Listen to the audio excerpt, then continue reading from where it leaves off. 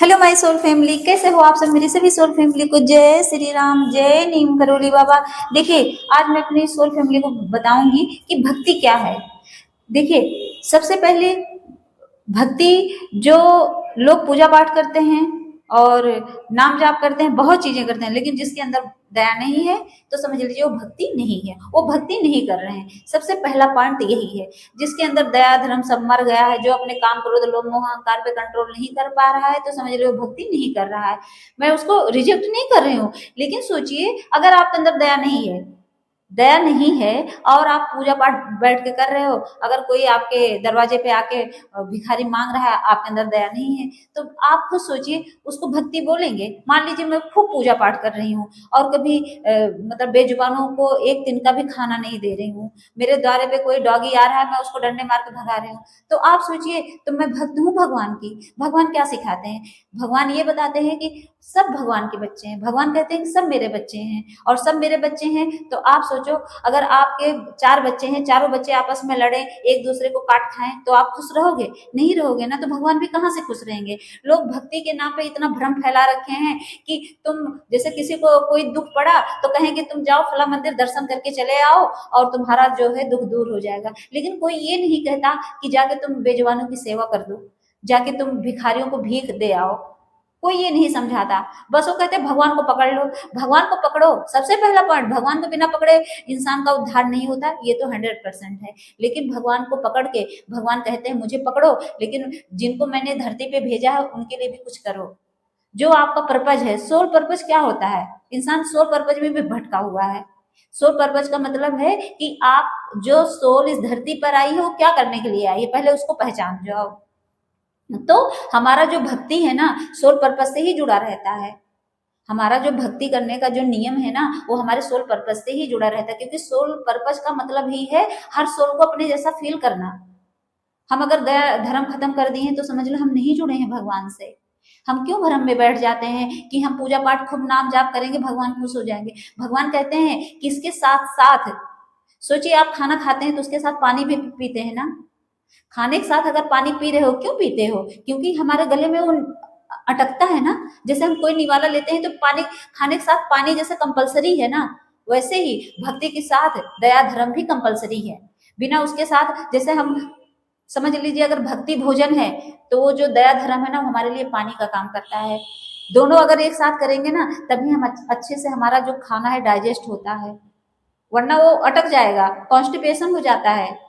अगर पानी नहीं पिएंगे ज्यादा तो क्या होगा? कॉन्स्टिपेशन होगा। तो ऐसे ही अगर आप भक्ति ही करते रहोगे तो क्या होगा? तो कॉन्स्टिपेशन तो यहाँ हुआ, लेकिन वहां क्या क्या होगा? आप जो है जन्म मरण के जो बंधन से ना मुक्त नहीं हो पाओगे, आप बीच में लटक जाओगे, झूले की तरह ऐसे लटकते रहोगे। तो उससे बचने के लिए क्या करना है? उससे बचने के लिए हमें भक्ति तो करनी करनी है, प्लस हमें बेजवानों की सेवा, दया धर्म, काम क्रोध लोभ मोह अहंकार पे, इस पांचों चोर पे ना कंट्रोल करना पड़ता है हमें। और हम ये कंट्रोल कर नहीं पाते हैं, और फिर हम सोचते हैं कि हमें क्या ऐसा चीज है जो सुकून नहीं दे रहा है। अगर आप भक्ति कर रहे हो उसके बाद भी आपको सुकून नहीं है, तो जरा अपनी सोच से पूछना, अंदर अंतर आत्मा से, अपने अंतर आत्मा से पूछना कि आखिर ऐसी क्या गलती मैं कर रहा हूँ कि जो मैं सुकून में नहीं हूँ पूजा पाठ करने के बाद भी। तो आपको सही उत्तर दे देंगे भगवान, क्योंकि वो डिवाइन जो है वो आपको गाइडेंस करते हैं, वो हमारे समझ लो गाइड हैं। तो ये हमेशा याद रखना कि भक्ति के नाम पे उलझना नहीं है। आप पूजा पाठ जितनी भी धार्मिक पुस्तकें हैं सब पढ़िए, पढ़िए, लेकिन उसके साथ साथ जब आपके अंदर इंटीमेसी आए तो आप कहीं भटकिए मत। अगर इंटीमेसी आ रहा है, अगर आप मैरिड हैं, चाहे वो फीमेल हो चाहे मेल हो, सबके लिए बोल रही हूँ, दोनों लोगों के लिए मेरी रिक्वेस्ट है कि आप कहीं और अपनी जगह अपनी एनर्जी को ड्रेन मत करना, क्योंकि वो जो एनर्जी होती है ना बहुत हाई उसमें होती है पावर में। अगर उस एनर्जी को आपने किसी को दे दिया, किसी के साथ आप फिजिकल रिलेशनशिप में चले गए, तो आपने किसी के साथ फिजिकली रिलेशन बनाया, तो पता है क्या होता है? आप उसके अंदर का सारा ट्रॉमा ले आते हो। जैसे कोई नेगेटिव पर्सन है, मान लीजिए आप पूजा पाठ भक्ति कर रहे हो और अब उसके साथ रिलेशनशिप बनाओगे तो क्या होगा? तो आपकी एनर्जी ड्रेन हो जाएगी, फिर आप उसके सारे नेगेटिव थॉट ले आओगे, फिर घर में लड़ाई झगड़ा होता है। ये मेल और फीमेल दोनों के लिए मैं बोल रही हूँ। ऐसे औरतों को भी ध्यान रखना चाहिए कि किस अपने पति के रहते हो किसी और से इंटीमेट नहीं होना चाहिए। और दूसरी बात, जैसे इंसान के अंदर क्रोध खूब आता है, क्रोध आया, काम के बाद क्रोध का नंबर, तो क्रोध आया तो क्या करता है, गुस्से में इंसान कभी सामान तोड़ देता है, कभी गुस्से में किसी को मार देता है। कितने लोग तो गुस्से में अपने आप को ही खत्म कर लेते हैं, सुसाइड कर लेते हैं। तो अगर उस गुस्से को कंट्रोल करना है तो क्या करना है, भगवान के नाम जाप से ही होता है, तो इसको कंट्रोल करना है। और धीरे धीरे कंट्रोल होता है, ऐसा नहीं कि आपके अंदर क्रोध आया आप एक नाम जाप किए तुरंत हो गया, नहीं। इसके लिए बहुत हाई लेवल का भक्ति पकड़ना पड़ता है, तब जाके 5 चोर मार पाते हैं हम लोग, वरना नहीं मरते ये लोग। तो जैसे आपने क्रोध को कंट्रोल किया, फिर लोभ का नंबर आता है, फिर मोह का, फिर अहंकार का, और इसमें सबसे ज्यादा खतरनाक अहंकार हो जाता है। अहंकार में सब कुछ बर्बाद कर देता है इंसान का। तो इन 5 चोरों को कंट्रोल करने के लिए सबसे पहले आपको देखो भक्ति पकड़नी है। भक्ति तो कंपलसरी है, लेकिन आपके अंदर जब दया आएगा ना, तो ये जान लीजिए 99% आपकी भक्ति पूरी हो जाती है जब आपके अंदर पूरी तरह से दया आ जाती है। दया ऐसी चीज है ना कि आप जब किसी को देखते हो ना तो आपकी आंखें रोने लगती हैं। किसी के दुख देख के ना आपको इमोशनली ऐसा लगता है कि जैसे आपको यहाँ से किसी ने हर्ट कर दिया हो। जब आपकी आंखों में आंसू आ जाता है किसी के दर्द को देख के, आंखें नम होने लगती हैं। सच बता रही हूँ।